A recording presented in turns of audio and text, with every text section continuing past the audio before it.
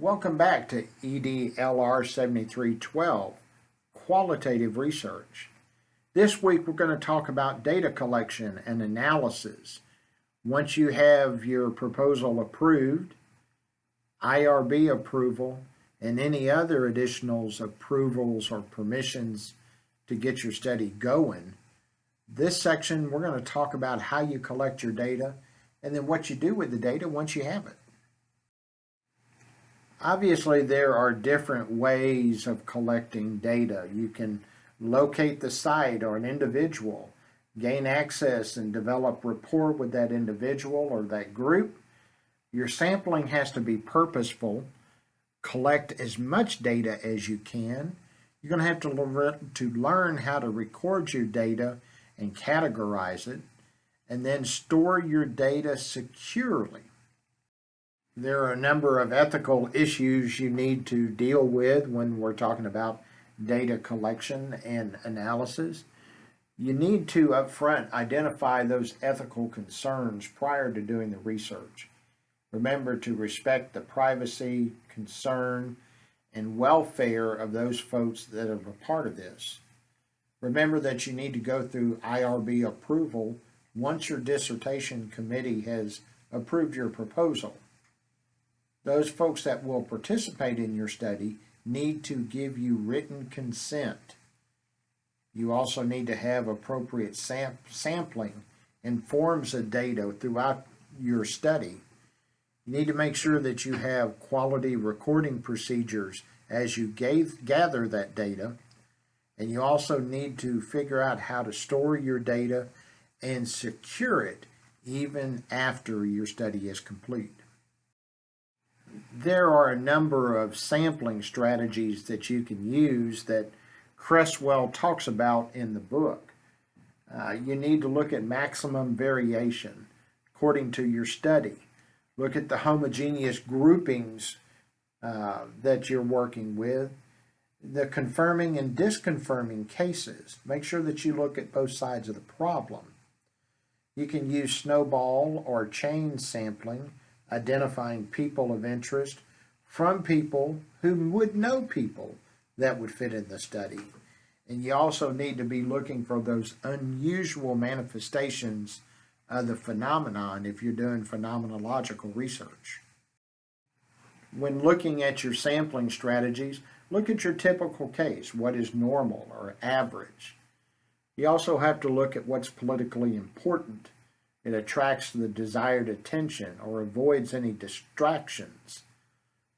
Random and purposeful sampling is used when potential sampling size is too large.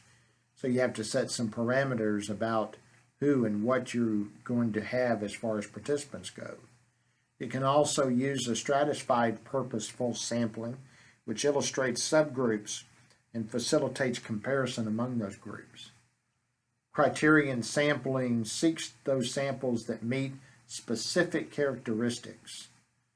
Opportunistic takes advantage of the unexpected, and also you have convenience sampling, which saves time, effort, and money, sometimes at the expense of the quality of the information or the credibility of the sources.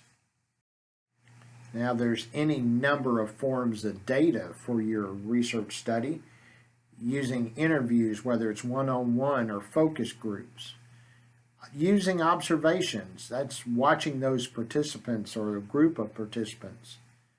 You're also going to be able to review documents, whether it's journals, books, personal or public organizational documents, writings, test scores, anything that's written like that are documents for data purposes. You also want to look at the audiovisual materials, photographs, films, video, social media postings, possessions, or ritual objects according to your research methodology. Cresswell gives you some suggested procedures for interviews. You need to determine what questions you're going to ask and identify those folks that you're going to be interviewing. Distinguish as to the type of interview you're conducting. Is it individual? Is it a focus group? Collect data using the appropriate recording device and procedures. Make sure that you've got an interview protocol. What's the process that you're going to use, and make sure that those folks that you're interviewing understand the protocol. Locate a distraction-free locale for those interviews. Make sure you've got written consent. Develop that protocol, and again, make sure the interviewee understands it. And you also need to decide and implement some type of transcription procedure.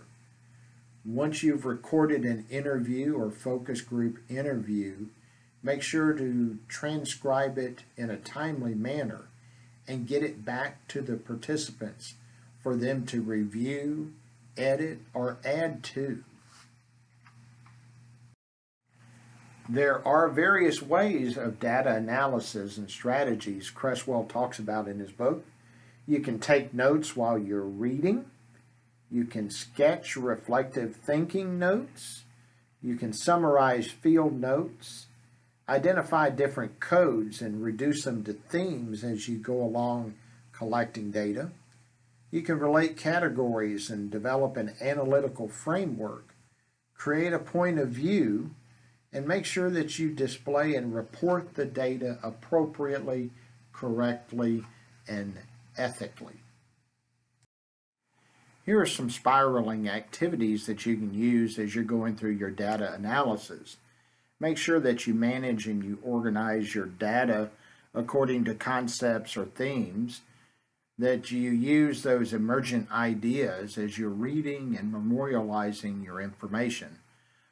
Also, make sure that you're able to describe and classify those codes that you use into themes. It makes it easier to write both chapter 4 and 5 when you do that.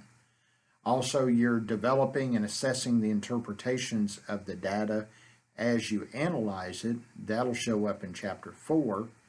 And also represent and visualize the data, whether it's in chapter 4, 5, or any tables that you may use as an appendix. There is always the question as to what type of software does a researcher use to help you gather data and analyze that data. As you look at that software out there on the open market, you need to ask yourself a number of questions. Do you need more than what you already have or access to? How proficient are you with different computer programs? How complex is the study and the database you're looking to use or develop? And what type of analysis do you need help with while you're addressing your study? Here are 4 examples of software packages that the researcher may want to look at to help you analyze different things as far as your data goes.